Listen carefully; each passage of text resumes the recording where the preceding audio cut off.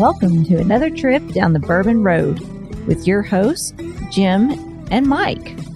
So grab a glass of your favorite bourbon and kick back.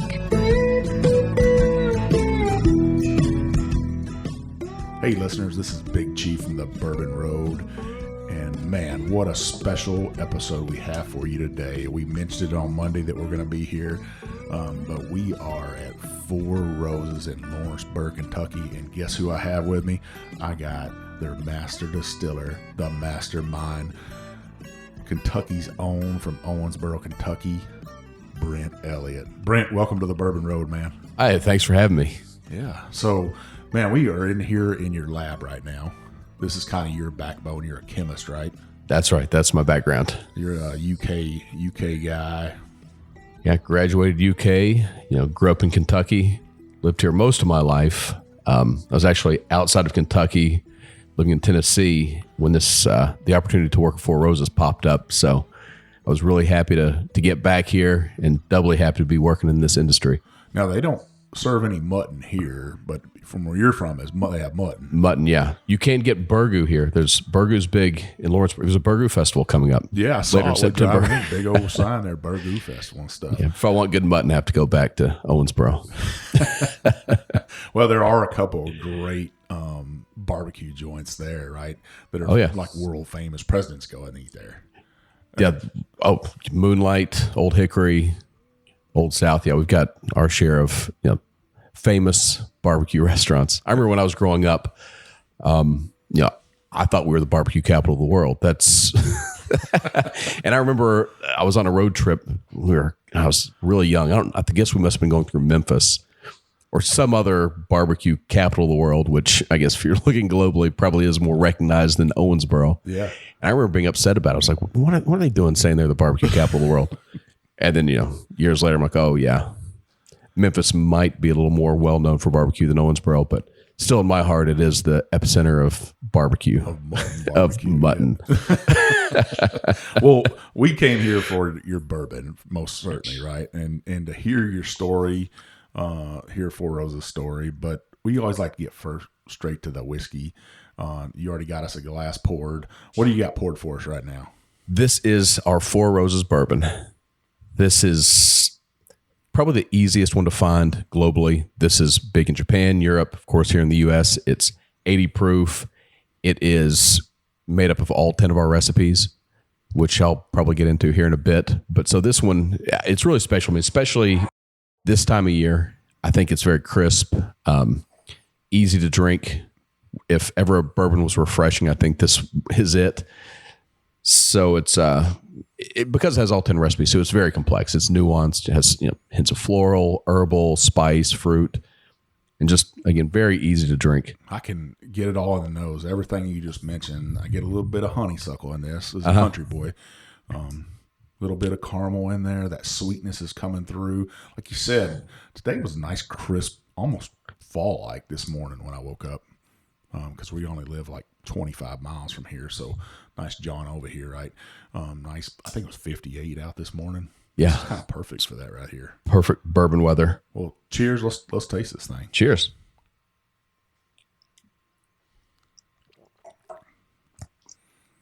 That's what a bourbon's supposed to taste like right there. That's very nice. So this is where the brand kind of cut its teeth, right?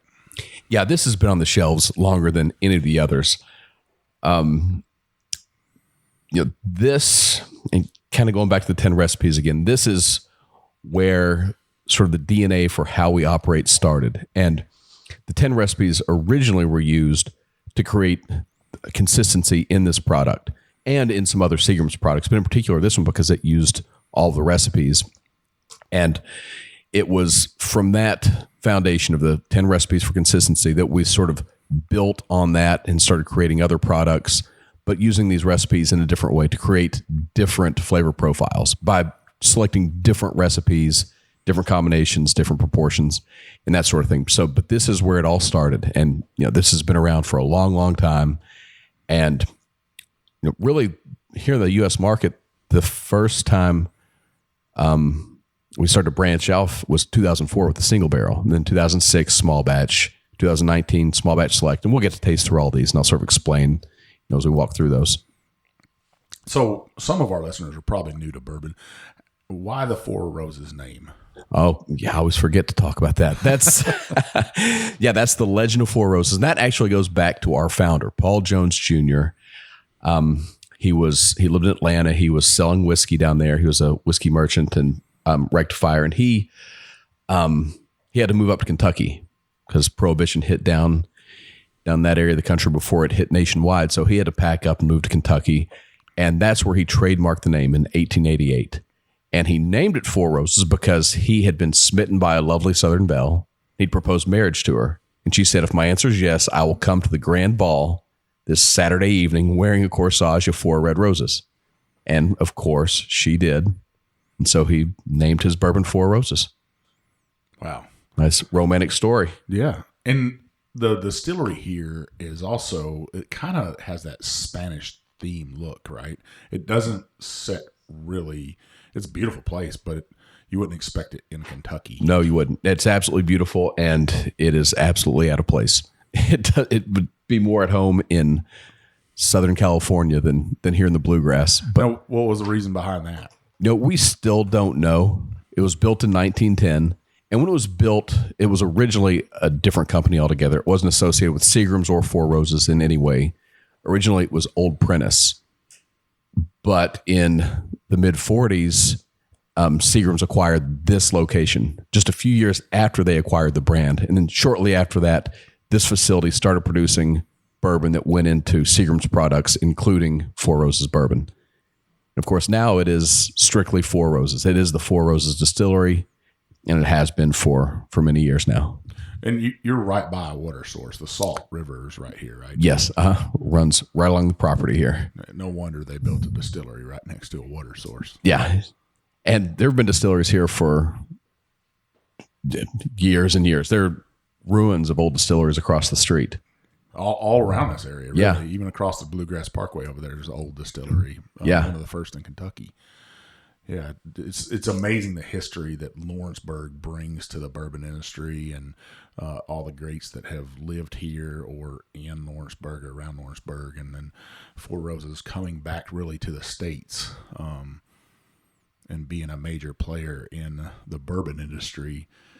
It's just, to me, it's amazing, and helped us bring us into this bourbon boom we're in right now. Yeah, we came back at just the right time. And you're really with that. You've been here for 16 years. And you've helped bring this brand back. Yeah, I've seen it go from, when it came back in, which was about 2002, when I started in 2005, we were only in the state of Kentucky. And we'd been out of the United States as a bourbon since the 50s.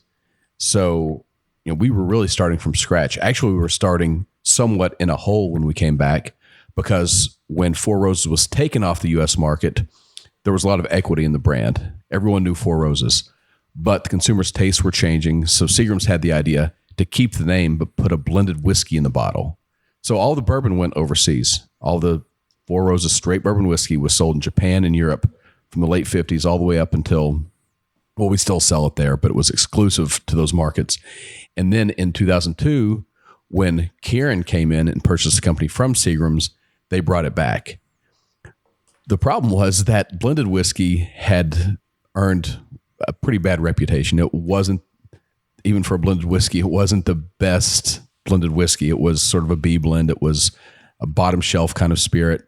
So when we first came back, that's what people associated Four Roses with. They'd forgotten about the bourbon from the 30s, 40s, 50s that was, one of the top selling bourbons in the U.S. What they associated that with was that blended whiskey. So when we came back, it was an uphill battle. And I think now most people understand that it's not a blended whiskey and that it's a totally different product. But I'll still occasionally meet someone that's what they remember it as. But the first couple of years back, that's what everyone thought. No one was interested because they thought it was that blended whiskey. And that was probably a tough thing to see, is being here working. You're like, man, I just can't get over this hump. But eventually you guys did get over that hump, and that part of your recipes is that, right? Is over that hump, offering something a little special for your consumers out there. They know your recipes by heart almost. They know what each one of them brings to the table. They know their favorite one. Heck, I even brought a super Four Roses family today, and that's all he could talk about coming over here was, oh, this recipe and this recipe and this recipe and this recipe. And I was like, okay. And yeah, the recipes, that was something that, when I started, that was sort of internal. We didn't know if anyone was interested or not. But as the enthusiasm for bourbon grew, as the curiosity surrounding the industry grew, people started asking more and more questions. And we realized that people really wanted to know. And that evolved into, sort of communicating the differences of our brands via the recipes that are used. And then such things as like the private barrel program, where we have all 10 recipes available as single barrels out in the market. So that's just how far it's gone. 20 years ago, everyone, probably any distillery might have had 3 or 4 offerings, and that was enough. There wasn't that pull from the market. There wasn't that curiosity. And it's a totally different story now. So much so that it's perfect for us because those 10 recipes are uniqueness. That's something we're so proud of. And to have the consumer want to see that, enthusiastic about it, it's just, the market's perfect for, obviously. The bourbon boom, the bourbon consumer, it's never been better. And you guys are so transparent about it, right? You're telling people your mash bill, you're telling the yeast, you're telling everything about those bottles that are coming out. And to me, the transparency on, so many people are like, this is a non-disclosed mash bill. We can't tell you about it. We can't tell you about our yeast. Can't tell you about our little secret we have, what makes our whiskey so good. But you're a chemist, there's guys that could come in here and take a sample off a tree probably and, remanufacture your yeast if they wanted to. Oh, yeah. Our fermenters are open top. We take the tours through there. Somebody could put their finger in and wipe a little bit on their jeans, go back and isolate that yeast, grow it up. That wouldn't be hard.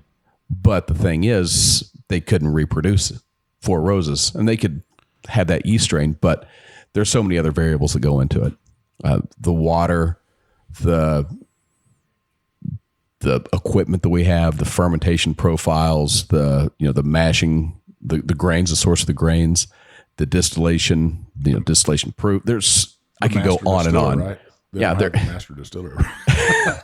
That too. I mean, different people operating stills, fermenters. There's so much that goes into what comes out of the barrel ultimately. I mean, so much so that we can't even control it. We can use the same yeast strain, same water, same grains, same proportions. And when it comes out of the barrel, no two barrels are alike. Sure. So, and that's just, considering differences in the barrel, but they're different. They're little variables, little things that contribute to the final product at every step of the process. So let's get back to this whiskey right here. This is something one of your consumers would really typically go into a bar. They could either drink it like we're drinking it, straight up neat on the rocks, or they could use it as a mixer in a old fashioned. They could use it in a Manhattan, or they could, as probably most people that go into a bar and that are drinking whiskey, drink it with Coke or ginger ale. Yeah, this is, and unfortunately, because this one is 80 proof and a lower price point, people just assume this is the one used for cocktails. And it is great for cocktails, but I like this one neat. I think it's fantastic on its own. Just because it's 80 proof and it's a lower price point doesn't mean it isn't good enough or complex or rich enough to be enjoyed on its own. But the other ones, same thing. The other ones are also used, small batch in particular, a lot for old fashions, other cocktails, single barrel, same thing. A lot of people use the single barrel for Manhattans. But the way I see them, any of them can be used for a cocktail or neat or on the rocks. It just depends on, if you're making a cocktail, what kind of cocktail you're making, because the same flavor differences that you get from these, just straight or on the rocks, those same flavors are going to contribute differently to a cocktail and might do better in, for example, I think the small batch is fantastic in old fashioned, like I said, and you can see that on bar menus. It seems like more often than not, when Four Roses is being used in the cocktails, small batch will be more towards the, mild or maybe slightly sweeter cocktails. And the single barrel might be with some of the, more bitter or stronger cocktails like a Manhattan. And I think a lot of that has to do with that flavor profile. The small batch is a little bit fruitier, maybe a little softer. The single barrel has a little more structure with that extra bit of rye, and it really, they all stand up well in cocktails, but in particular, the single barrel with that extra rye does a great job. Well, heck, speaking of the small batch, is that what we're going to drink next? That sure is, yeah. Well, typically when I do tastings, I like to step up in proof. It's much easier than starting with the barrel strength and working down to 80. Sure. Yeah, so this is, I kind of touched on this, but in 2006, we were still only in the Kentucky market, but I guess we're all pretty excited about what we were doing here. So we decided it was time to expand our portfolio, and we did that with this product. And again, this was the first time that we went back to the 10 recipes and decided we could start bringing them together in different combinations to create something new, something unique and different for the consumers. And so this is a combination of 4 of our recipes. It's both mash bills, the high rye, which is 35% rye, 60% corn, 5% malted barley, and half of the E mash bill, which is 75% corn, 20% rye, 5% malted barley. And you can see both of those are high in rye, very high, but I'll refer to the B as high rye and the E as low rye. So it's half high rye, half low rye. And then it utilizes the K strain. That's the yeast strain that creates the nice spicy flavors through the fermentation. And the O strain, which creates a lot of rich, deep, fruity flavors through fermentation. So this is, well, go ahead and taste it. But I'll see what you think. Now, this has a little bit more kick to it. A little bit more oak on it. Mm-hmm.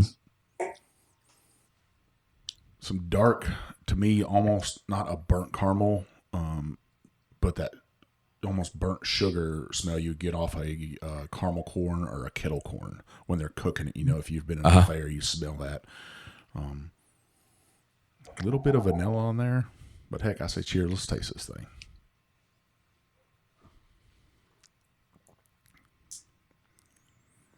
Some dark fruits on there. That caramel is kicking in, right? It's super good. Little bit of oak there. Not as much spice, I don't think, on this one. Just like a little bit of white pepper. Not a whole lot on there. Yeah, what's interesting about this, I heard you say a few times, caramel and the oak. And I don't think I mentioned the age of the Four Roses Bourbon, but it's typically a combination of 5 and 6 years. Never younger than 5. So with this one, we are stepping up in age. So you will see more of those barrel characteristics, the vanillas, the caramels, the oak, because this is a combination of 6 and 7-year-old barrels. But yeah, that fruit, the dark fruit you're seeing, that's from that O yeast strain.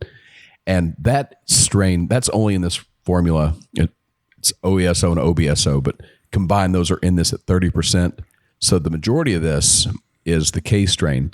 But I see the same thing. I get the spice, but it's almost a counterbalance. It's nice and smooth. It's on the finish there. But really what defines this for me is that rich, dark fruit that you get on the nose and on the palate. And it has a lot of viscosity. It's got a nice mouthfeel. It's a great long finish. It might have just a little bit, I said white pepper, as it sits there on my palate. Just maybe a little bit of cinnamon, I guess, because cinnamon usually will sit on your palate a little bit longer. Yeah, I get that in the finish sometimes. Like I won't see it up front, but... Very beautiful. I can't lie. I got several of these bottles at my house. And then single barrel. We'll talk about that in the second half. I got a whole bunch of those.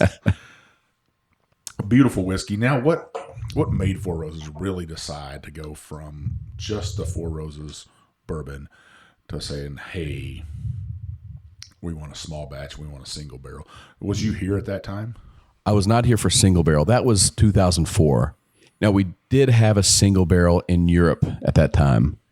And we had tried, Seagram's had tried a few other versions of single barrel, but that was the single barrel that you see today. That was introduced to the U.S. market in 2004. And I think that was, again, it's a little curious looking back because we were only in Kentucky selling not much whiskey at all.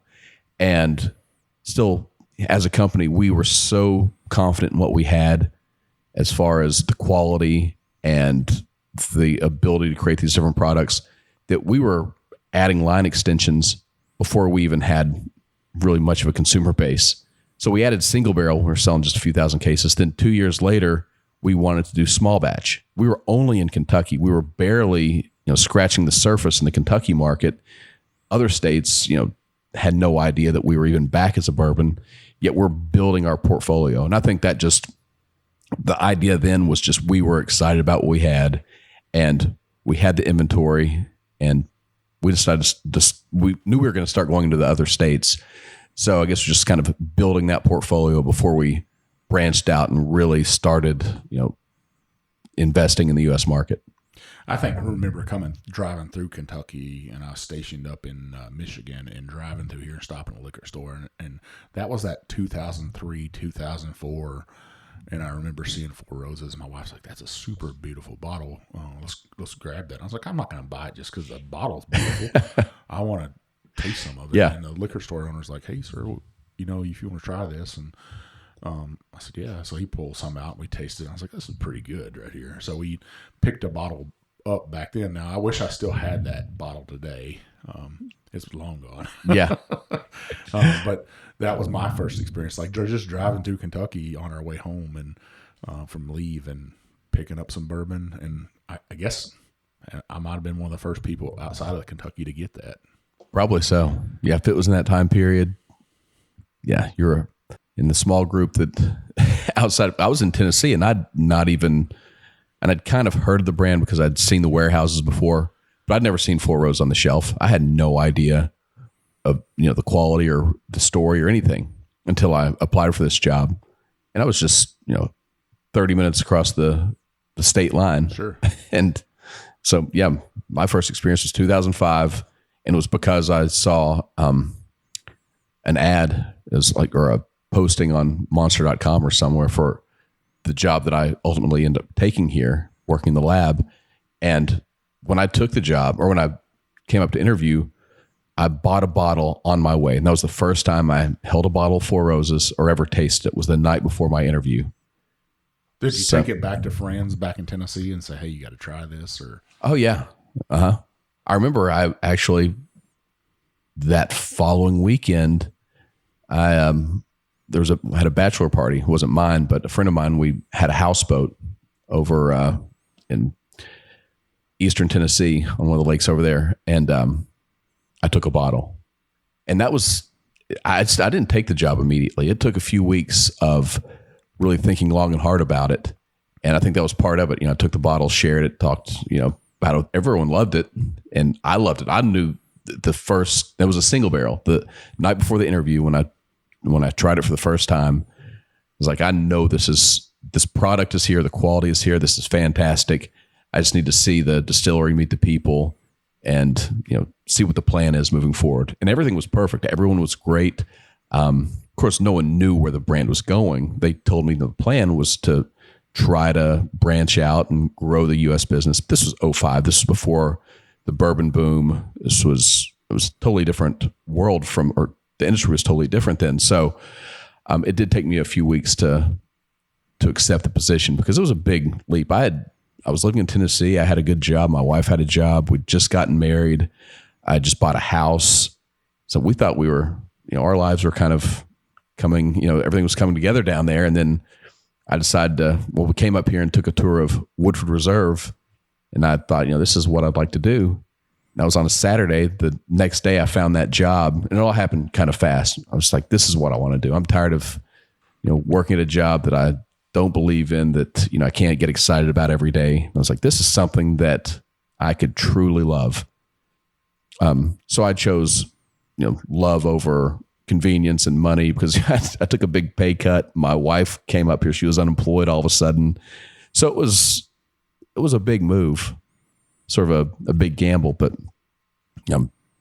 wouldn't trade it for the world now. It was a great decision. Yeah. How could you not love coming to work here, right? You drive up, if your windows are down, you're going to smell that mash cooking, right? It just smells wonderful. If anybody lives by a distillery or lives by a brewery, you know what I'm talking about. It is a wonderful smell to smell. And then getting to come in here, and we're in the lab here, and I would say you probably have a cabinet full up there of, I'd say 300 or 400 bottles in that cabinet. That's probably about right. Some pretty magical bottles that I can just glimpse at, not even of your own stuff. I mean, there's some magical bottles in there. You were showing us some stuff from Japan, but you also have other distilleries in there. And you're not the first distiller I've ever seen do that. Most distilleries do have other brand stuff in there. If you're just drinking your same stuff all the time, do you feel like you're just going to kill your palate? You can taste other and see what other people are enjoying, right? Yeah, I keep it in there for a few different reasons. And that is one of them. Especially, it is sort of to calibrate my palate and the sensory team's palate. Because, if you're tasting Four Roses all day, you kind of lose perspective of the total range of flavors. But if you have, a variety of different bourbons in there, or even other spirits, it's good for, training your palate, keeping you grounded and calibrated. And a lot of it's just interesting. I enjoy going through and trying the competitors' different expressions, new expressions. And so when I have time, I'll occasionally come in here and pull a few bottles and just keep myself familiar with everything that's out there. That sounds like a horrible job. It's tough, yeah. And you a whole bunch of new makeup there too, or white dog, I guess people would call it, or really, people. It's not really moonshine, but it is moonshine really when it boils down to it. It's just really good moonshine. Really, somebody knows what he's doing, is making some clear whiskey up there. It hasn't been aged yet. It hasn't really become bourbon yet. Correct. And what's the purpose in that? To just kind of taste and see how your guys' mash bills are cooking? Yeah, exactly. Quality control is huge. Consistency is the most important thing to strive for. And so every day when a batch comes off the still, it's going to be one of the 10 recipes. And before we even put it in the barrel, it has to pass through the sensory team. So the sensory team has to have something, though, to compare it to. So that's what those are up there. Those are standards of each of the 10 recipes.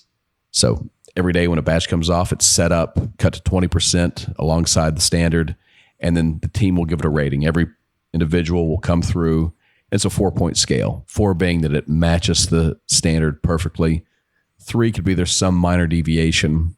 And if there's a 3, we get the team together and we start, troubleshooting.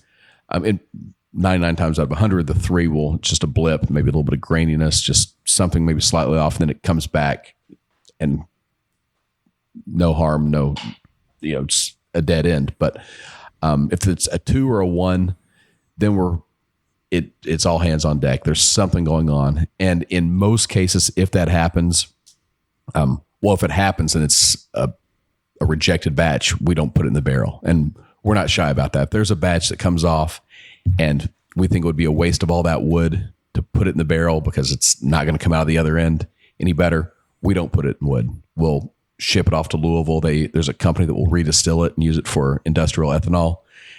And we'll just cut our losses and move on to the next lot. And that does happen. It's not very often, but every few years we might have a batch or two. And when that happens, I think just about every time since I've been here, it's been a result of must or mold, and it's bad grain.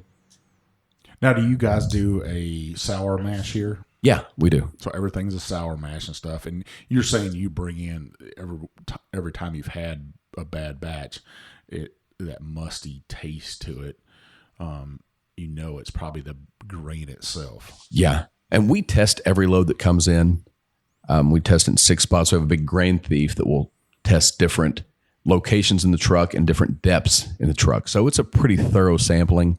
But with something like mold, it doesn't take a lot to go a long way. So if there's just a pocket that maybe had gotten wet at some point along the line and it's developed some mold, that could ruin a whole batch. And we wouldn't pick it up necessarily in the grain sampling because it could be just one patch that's, off to the side or in the corner of the truck. So we wouldn't find it until it comes off the still. But and the problem with that is that mustiness, that doesn't age out. It'll stay in the barrel. A lot of different, minor deviations from the standard, especially graininess or if it's a little heavy or something. Most times that will age out and you'll never know that was the original character of the distillate, but must or mold, you would. And you brought up a good point with backset. If that happens, so when we start up at the beginning of the season, we shut down and start up once a year, ideally. But if that happens and we have a musty batch, then we know that must is going to be in the grain, and it's going to be going through that back set. So we stop immediately. We throw that back set out and start over from scratch, because we don't want to use that either. If it created must in that original batch, then that if we take it and put some of that into the next batch, we're just going to perpetuate that character, that defect. Well, that's some insight that most listeners probably wouldn't get going on a distillery tour. So if you go into a distillery, listeners, and you get that funky taste of a new distillery, a craft distillery, they might not have learned that, or they might have accepted a bad grain load and not rejected that batch, right? Yeah, if you get that musty, that dank flavor, that's what it is. It comes from the grain. And I get what you're saying. Growing up on a ranch and a farm, you could go in the silo, and sometimes you could have a whole silo almost full of corn that you could just almost pour out in a bag and it'll just fall out. But sometimes it'll get a patch will get wet, and it'll almost, that mold will clump it together. It'll be like a brick of corn. Yeah, that's our enemy right there. I can imagine if that got in some whiskey, it's not going to taste good at all. Yeah, and fortunately, like I said, it happens. I'd say in the last 5 or 6 years, I think it's only happened once, and that was actually, it was a problem. We had a leak in one of the silos, and fortunately, like I said, when we start to veer off track, we're very reactive to that, and we found it within a day. When we stopped production because it was coming through, we couldn't figure it out, so we just stopped. Found the leak, fixed it, cleaned out the silos, started over fresh. And it probably wasn't a big leak at all, right? It doesn't take much. It doesn't take much. That's the problem with it. It's a little bit goes a long way when you're talking about those kinds of flavors. Well, back to this small batch, I got to say, one of my favorite bourbons of all time right here, and that's saying a lot from me because I'm a weeded bourbon guy.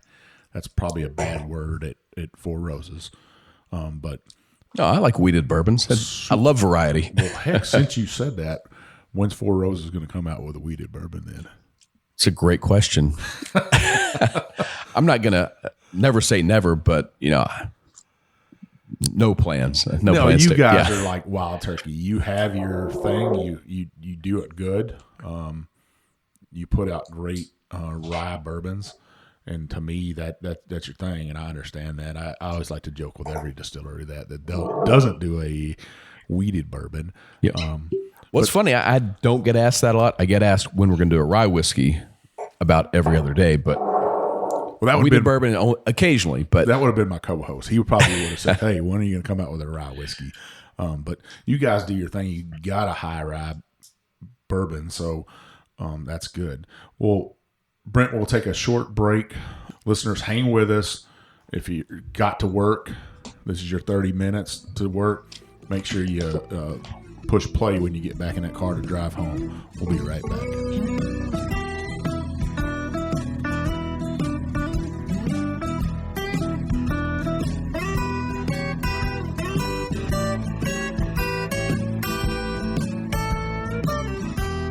Listeners, we're back with Brent Elliott. We're at Four Roses. We're having a great time here. He's got a table full of bourbon for us. Brent, so this next bourbon you pulled out, absolutely stunning bottle of bourbon, right? What do you got for us? This is our 100 proof, our standard single barrel. This is, you keep talking about the recipes. This is always the same recipe. It's the B mash bill, which again is 35% rye, with the V yeast strain, which creates all the delicate and fruity flavors. To me, it's like apricot, green apple, maybe a little bit of pear. So this is just fantastic. It's 100 proof. To me, I get a lot of, I hate to put ideas in your head, but I get a lot of that rye, both on the nose and the palate. The fact this is about as high a rye bourbon as you're going to get, it's not lost on the nose or the taste. You can immediately see that. I get the spice on the nose, but I do get that fruit, not a dark fruit, maybe a peach or a nectarine on the nose, and I'd still get that caramel. It's just busting through. But heck, you guys are already drinking. I'm gonna drink some. Cheers! Cheers! Yeah, we're stepping up in age here too. This is at least 7 years, so you're going to get more of those barrel notes also.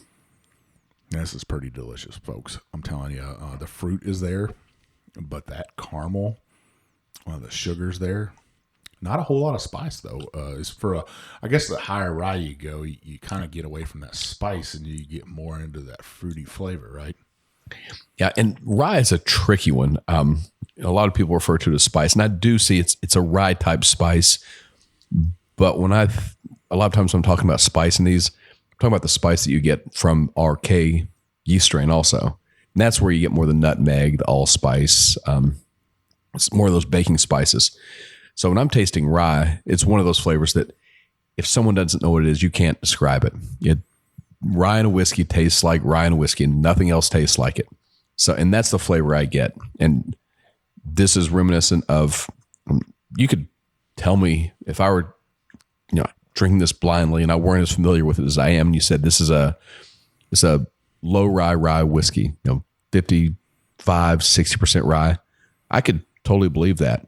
Especially this particular sample we have right here. There's always a little bit of difference because there's a single barrel, but this particular barrel we're tasting right here, that rye is just so dominant for me. I love this. This is super tasty and stuff. My story about this right here is I brought my good buddy Steve Johnson. He's a retired Coast Guard chief with me and stuff because he was a Four Roses super nut. And when I retired in 2016 from the Coast Guard, most people will bring you gifts and stuff, and Steve knew I loved bourbon. So he shows up with a Four Roses single barrel. It was a pick, too, from somewhere. I don't remember where from. And he's like, where can I stick this at? He was over at my house, and I said, well, just stick it in a liquor cabinet. And he opens up the liquor cabinet, and he was like, you already got a bunch of these in here. And I said, yeah, I got a couple of them. Back then, I didn't have that big of a collection, though, of bourbon.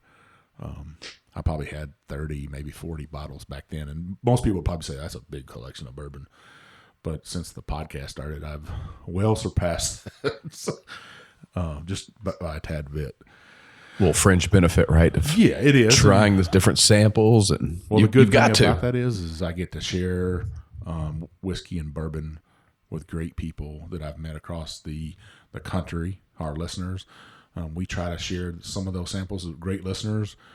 With great respect comes great benefits, sometimes. And we'll try to share that with them and let them get that same experience that we get, that backside story, some of the great whiskey we get. This right here, I could drink that all day long right there. It's not overpowering. 100 proof is a great proof. Yeah, it doesn't drink like 100 proof. It's just so smooth. So when you're every day, you're drinking a lot of whiskey, but when you're at home, you're on vacation.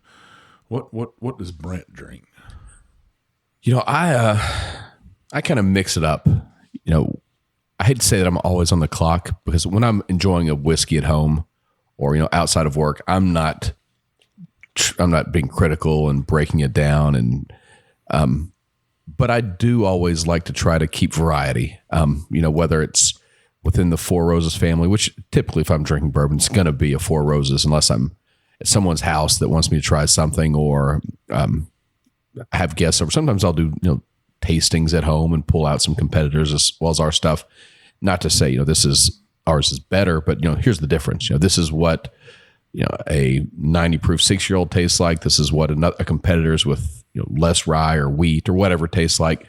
So I'm always drinking a different one. I don't have one that I go to consistently, but I will say I do here in the last, 2 years, probably more often than not, I'm doing the small batch select, and probably just because that's new edition. It's, something different, and I really, really like it.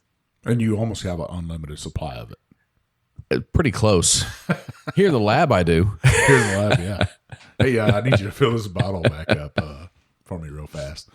This right here, the more I sip on it, when I was a kid, I used to eat malto meal cereal, and I get a little bit of that, taking me back as a kid of malto meal cereal. Okay. I don't know if you know what I'm talking about. I don't know, but almost like that. It's almost like a cream of wheat. Okay. But malto meal has that malted flavors in it. Okay. And I get a little bit of that in there, that sweetness, just taking me back as a kid. And that's what drinking whiskey is supposed to be, right? That memory sensory. It is for me. There are times where I will smell something in a sample and it evokes a memory, but I can't put my finger on what it is. Like I smelled this at this place, or it reminds me of this, but I can't, eventually I'll be like, oh yeah, it's this. It was an obvious aroma, but yeah, I think memory is so tightly bound to smell and taste that, that sometimes comes first before the actual, what it is I think I'm smelling. Sure. It's interesting. So let's talk about some stuff that's going on here at the distillery. When we drove up, there is construction going on everywhere, and you guys got something big that's being built here. Yeah, it seems like the last 5 years it's been a lot of construction, but we finished the distillery expansion. That was finished well over a year ago, so that's behind us, both here and at the warehousing and bottling facility, so we can meet the demand. That's really what it was for, because we just didn't have the capacity. We do for now, but we know looking forward at this rate, we'd start running out of whiskey. So we had to expand. We doubled the size of the distillery. We've added warehouses. We're going to continue to add warehouses. We built a new bottling facility a few years back. But what you're seeing now is our new visitor center. So we've outgrown the current space. And so at the end of this year, we will complete the brand new visitor center. It's going to be huge. It's going to be incredible. It's 14,000 square feet. That's just the indoor space. There's a lot more space outdoors, multiple tasting rooms. You'll have to come see it. It's going to be fantastic. Well, hopefully we'll get an invite. The Bourbon Road will get an invite to the grand opening. This is your invitation right here. All right. Hey, I'll come busting through the door like a big chief. Hey, who wouldn't want to do that? So what's going to happen to the old visitor center? We haven't decided yet. We're just focusing on that space right now, but it could be event space. I don't know. We'll have something for it, whether it's office space, event space. We just don't know yet. We don't know yet. So you guys are all around the world. You're in every state now. Yes. Firmly planted.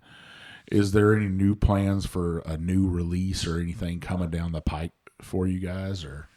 No, in 2019, when we came out with the Select, that was the first new permanent release since 2006. And even now, that's not in all 50 states. I think at the end of this year, we'll be in about 30 states. So that's still we're still in the phase of, introducing that. And, we put a lot of thought into that one. That's exactly what we needed. And so our focus is really on that, getting that into more people's hands. So there is no plan for anything like a permanent release. But what we are doing actually this month is the limited edition small batch. Same thing we do every year, which is super exciting. It's limited. It's always 14, 15,000 bottles, 10 plus year old batches blended together, barrel strength, non-chill filtered. And I actually have a sample here today for us to try. Oh man. Now you guys did that release last year, and this year you did it a little bit different in the past. Before, this road coming into Four Roses would just be slam packed with cars. Yeah. All the way down to the highway. People would start camping out, coming from all. I know you're talking Ohio. I would usually come in on those days and sign bottles, because people would come, camp out from the night before, be out here for hours. And so I'd typically be a Saturday during Bourbon Festival, come in and sign bottles, and it seemed like about half the people I talked to were from Ohio. But now it's a lottery system online, and people will be notified by email that they've been selected. Yes. I urge you to go onto our website and sign up for the lottery. And they get selected, so there's no cars parked out here lined up anymore. Correct. Take it away from that because of the pandemic and stuff. You're worried about people's safety. Exactly. Yeah. And it also relieves stress off that road, I think. It does. Yeah. It kind of got out of hand the last couple of years. And it was a shame too, because we only had so many bottles. So we'd have, X number of bottles, but X plus 200 people would show up, and they'd wait in line for however long, and, then find out that the guy in front of them got the last bottle. And so it wasn't a perfect system, and still, it works, and it works. System that's used at, a lot of releases at different liquor stores and outlets, but this is controlled. We have the ability to go ahead and do the lottery in plenty of time. If you're chosen, you get a particular time slot. So it's very fair. It moves much more efficiently and smoothly this way. And it's kind of good for people that have a regular day job that can't wait. That's for true. days Yeah. In a long line, they actually have that ability to physically get their hands on a bottle. Not only that, it probably gets rid of some of the bottle flippers that do it too. It does. Yeah. I think that's one of the benefits of doing it this way. I'd say there are a lot of benefits to it. I think it's a much better way to do it. The only downside is, if the lottery doesn't know how badly you want a bottle, if it's the line system knows how badly you want a bottle because you'll be one of the first ones there. So that's really the only downside I see. But it happens all the time when you're trying to manage a product that's this highly sought after. We're always looking for the fairest and best way to do it. It's fair for everyone, and there's never a perfect way. It's always you make some people happy, you upset others. So we're just we're always evolving. If you look at how we do anything, we're always sort of changing that to try to do it the best way we can, the fairest and best way possible. Now, we're drinking single barrel, and you guys have a single barrel program, right? Where a club, a group, a store can come in and buy a barrel. Yes, it's speaking of not being able to make everyone happy all the time, that's a good example of that, because that program has become so popular that we can't really meet that demand. And we're doing about 55 barrels a month. We haven't decreased that at all, but so many more stores, so many more groups, so many more people want the opportunity to buy these barrels that we're having to kind of allocate it. Not kind of, we are having to allocate it. Like retailers that maybe used to get a lot of barrels are getting fewer. Retailers that used to get a barrel every year might only get one every other year. But that's all, again, it's out of fairness, because for every retailer that has gotten a barrel for the last 5 years, there's that another retailer that is probably the same in every other way, except they have not gotten a barrel in any of those years. So we have to look at each one of those situations in each state, each market, and try to be fair as to how we allocate these barrels and give everyone an opportunity. We want to still, show appreciation to the people who've been supporting us all these years and do our best to continue to get them barrels. But these, there are a lot of people out there that have never had that opportunity. So it's tough. It's really tough to try to allocate these fairly and keep everyone happy. But the fact is, the program is strong. People, it's one of those, it just takes off. You mentioned earlier about, sharing bourbons and the good people that enjoy bourbon, and it's all about friendship. It's really weird. And I wonder all the time, and I get asked a lot, and I know a lot of people wonder, why bourbon, why now? Why did it take off the way it did? And I think a big piece of that really is the kind of people that are drawn to it, and it kind of feeds on itself, because the people that I meet every day that are really enthusiastic about bourbon, they tend to be a certain kind of person, and they're giving, they want to share, they like the camaraderie, they like friendship, and bourbon is a reason they get together. And I think that's a big part of this private barrel program, because it's something for people to share, to talk about, to collect. And it's really kind of grown from that.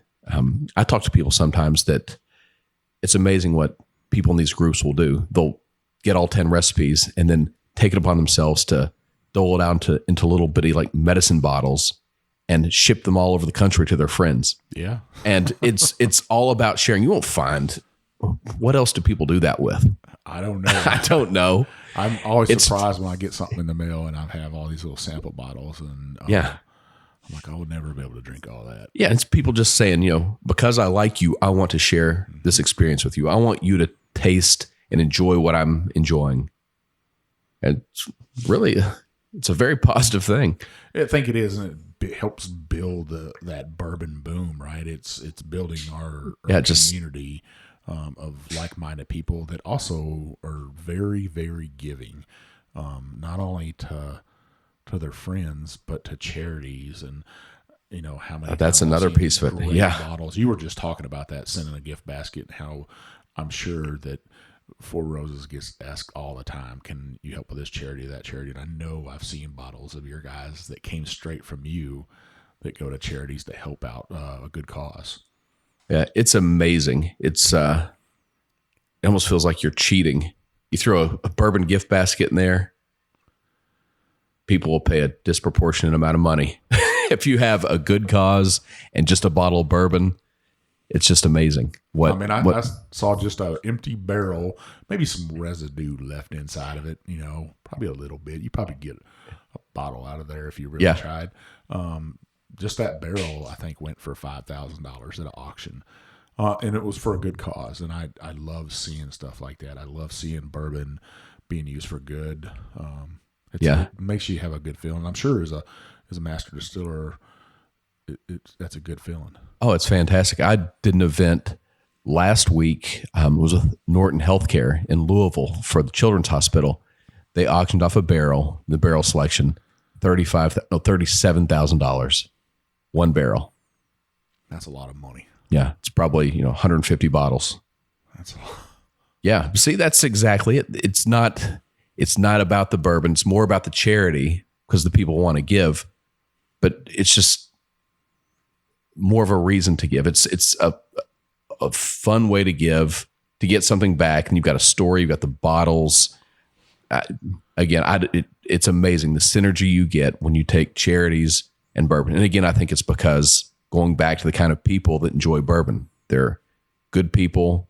They care about charities. They want to do good, and they want to do it with their friends. They want to enjoy bourbon at the same time. So it's a weird concoction. It comes together and it's just perfect. Charities and bourbon. So you're talking about going to that and doing that auction at Norton's Children's. You're out in the community a lot, and there's some big events because it's Bourbon Heritage Month. So pretty much, I think it's really 2 months. There's so many festivals and stuff that go on in September and October in Kentucky. I'm guessing that you're going to be at the granddaddy of them all, the Bourbon Festival down in Bardstown. Oh yeah, just a few weeks now.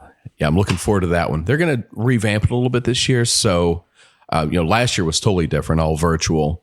This year they're changing things up a little bit. So I'm excited to see the new format, and I'm super excited about it. It's I think it's September 16th through 19th. They're in Bardstown.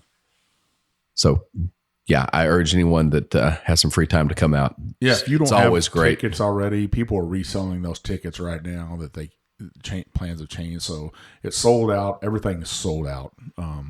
But if you need tickets, I'm thinking you could still get some tickets. Hey, the Big Chief with his wife is going to be down there. You'll come see the Bourbon Road guys. We'll probably try to get Brent on again and talk to him again with a couple other master distillers, because there'll be a couple master distillers down there, right? Should be, yeah. Usually we have all the events around Bardstown. Every distillery has individual events, so everyone's around. Yeah, all the greats.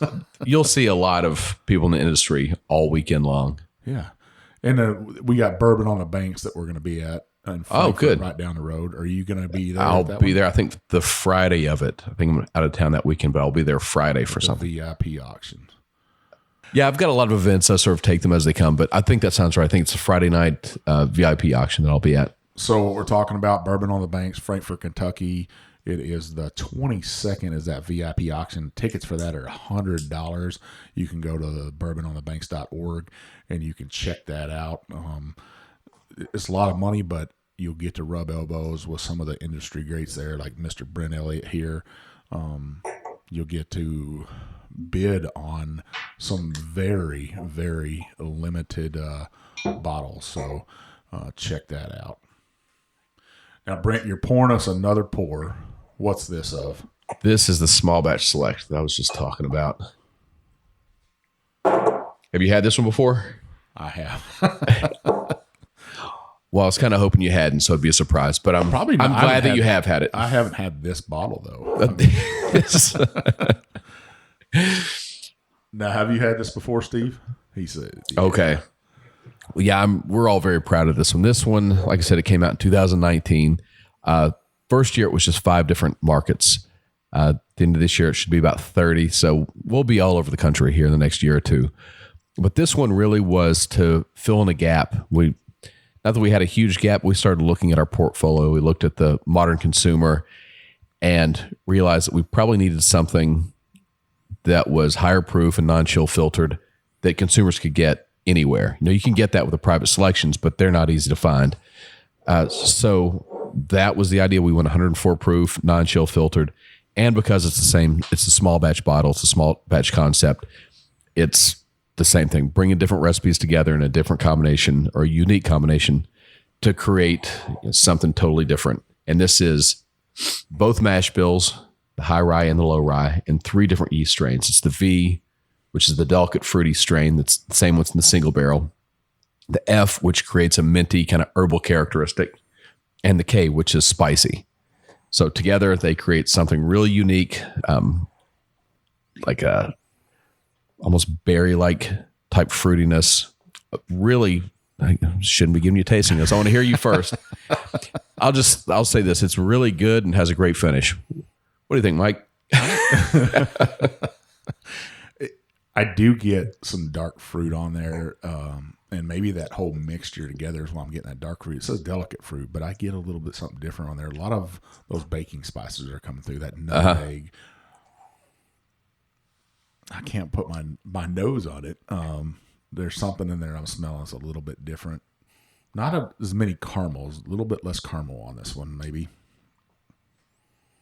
That vanilla's kicking through. Let's taste this thing. Cheers. As you guys already Cheers.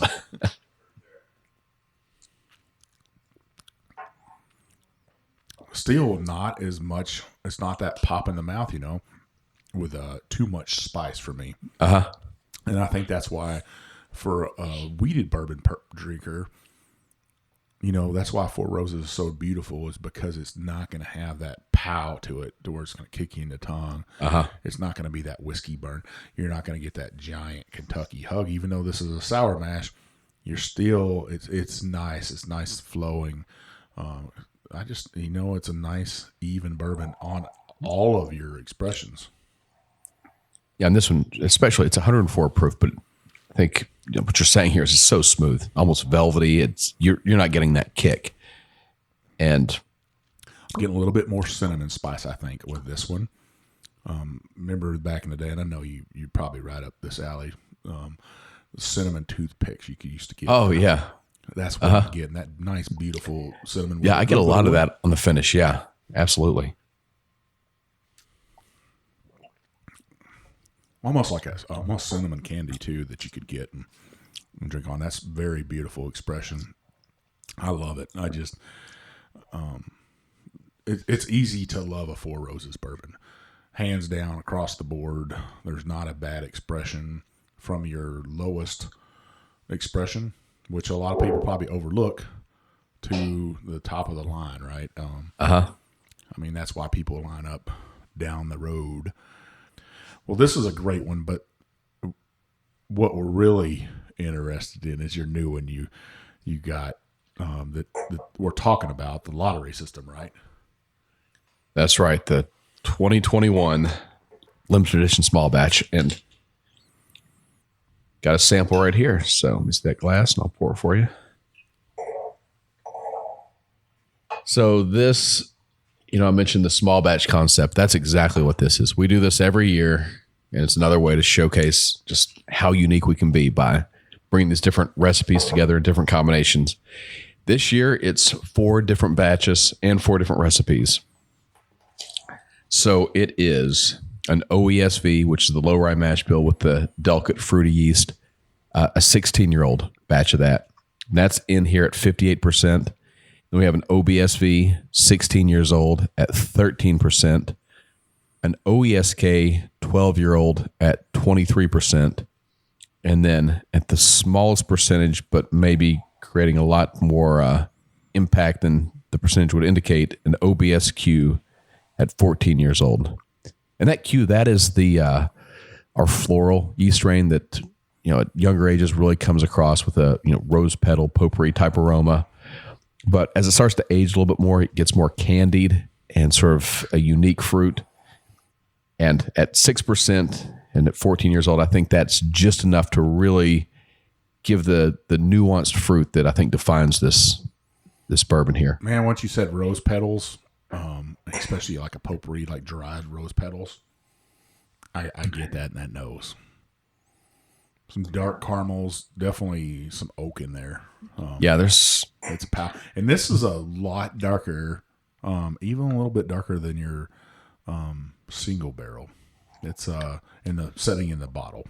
Yeah, and this is, again, it's non-chill filtered barrel strength. So really, we dump those barrels, run it through a rough filter just to get the char out. There's no chill filtration at all. We just get the floaters out there, the actual solid piece of char, put it in the bottle, proof it, and write the proof on the bottle. That is what it is, and it's 114.2 actually for this one. 114.2. So still not extremely high. Well, heck, cheers. Cheers.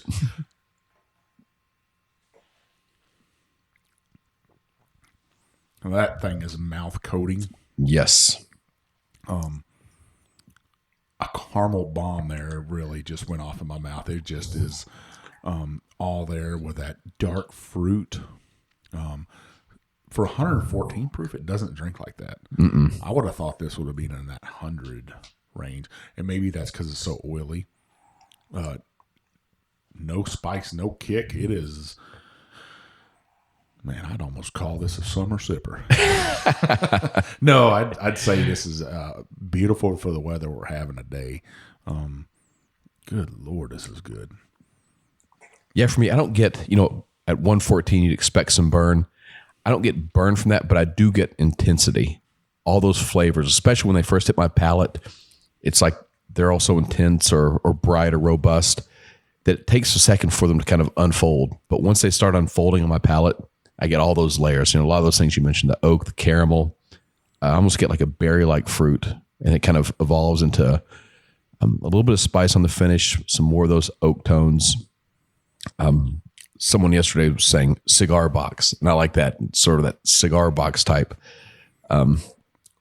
aroma that it sort of comes through on the finish, along with, I say chocolate, hints of cocoa. This thing is just layer after layer after layer. You could just keep going. You'd first said candied, and man, the candy I would get on this right here, a little bit of root beer or sassafras on this, like a hard rock. I hadn't seen that before, but now you mentioned, I see right there mid palate, I get a little bit of that almost sassafras hint of that. That's kind of old school sassafras when you say that. I was talking to a girl the other day, and she didn't know what a sassafras was, or even it was a tree, or that it was poisonous. But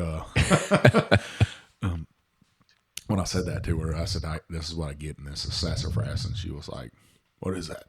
Yeah, and I explained the whole thing to her, and she's like, "Wow, I didn't think people actually did that. Would go to a tree and dig a hole and dig out some root, and chop it off, and make tea out of it." I was like, "Yeah, that's a little bit of old school there." Back in the day when you're too poor to have anything else, you had to make your own tea out of roots that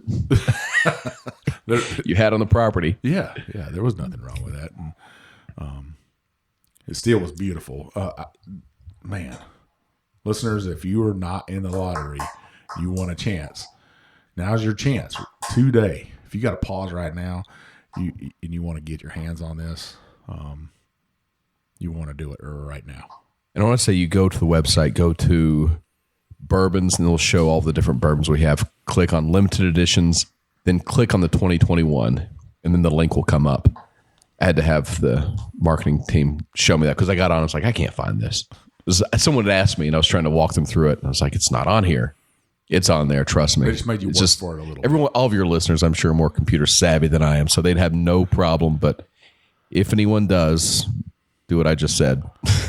It should get you there. Might ask the big chief, and you never can tell. I might have that link saved already where you don't have to go through all those steps. There you go. Like I shared with most people I knew personally, get in for it. I think, Brent, it's an awesome idea you guys did, was a lottery. You don't have people out here sitting through the rain, or you're not blocking people's driveways, which I'm sure the neighbors here don't appreciate too much. They've been pretty good. I haven't really heard any complaints, but I think, the main thing was the social distancing. Yeah. Last year, and now again, it's again this year, but last year that was, the first time we tried that, it worked well. So, with the epidemic still, the pandemic still, front and center of our, concerns. We want, safety's the big goal here. We don't want to stray from that. So that's why we're going to continue it this year. Your gift shop's still open. You got to wear a mask in the gift shop, right? And walking around the grounds and on the tours, and all your employees are. So you're open for business for people to come visit. Yeah, but if you're going to come visit, I would check our website if you're going to come out, because we have the two facilities. I believe the warehouse and bottling gift shop is temporarily closed, and here we're open currently Wednesday through Sunday. So you should probably check before you come out. But yeah, we are still giving tours, and the distillery actually starts up next week. So the tours will now be able to go back into the distillery. This tour is still great. You get to walk around the grounds, you still do the tasting, and you still learn the history. But right now, when we're shut down, there's always a lot of maintenance and construction going on, so the distillery is off limits. But once we start back up, that'll be open again. Well, Brent, man, we can't thank you enough for coming on the Bourbon Road and sharing your bourbon with us. Such a unique experience that we get to experience coming in the back door, and a great experience for our listeners to hear some of the backstories, hear some of the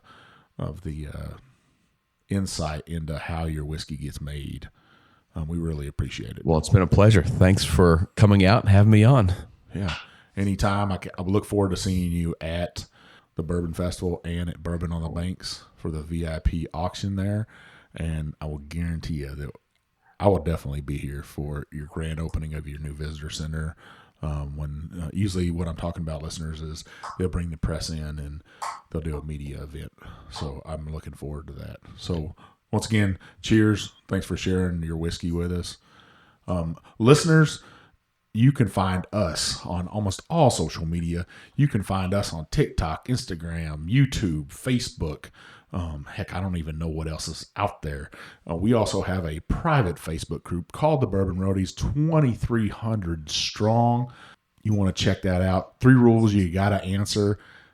Are you 21? Do you like bourbon? Do you agree to play nice? Because we don't tolerate any rudeness in there. So we'd like you to do that.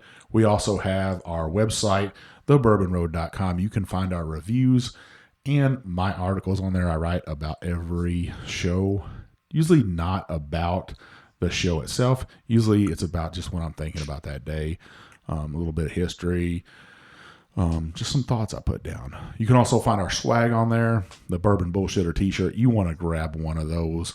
You can find our glasses on there from Distillery Products. You want to grab one of those. Great company up there. If you're a small company, small distillery, a bourbon group that wants to order some glasses, get a hold of me. I'll get you in contact with Distillery Products, and you can order yourself some glasses at a great price.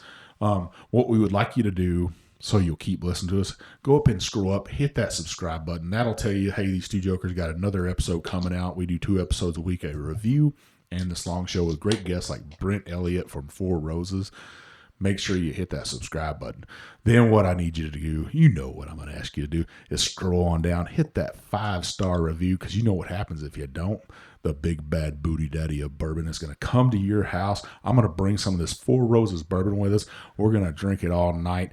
By the end of the night, you're going to leave us a 5-star review. I will guarantee. So do that for us. We appreciate everything you do for us. It helps us open those doors when you leave us those reviews. If you want to get a hold of us, the best way to do that is by Instagram. You can find Jim at jshannon63 on Instagram. I'm One Big Chief, and we'll see you on down the Bourbon Road.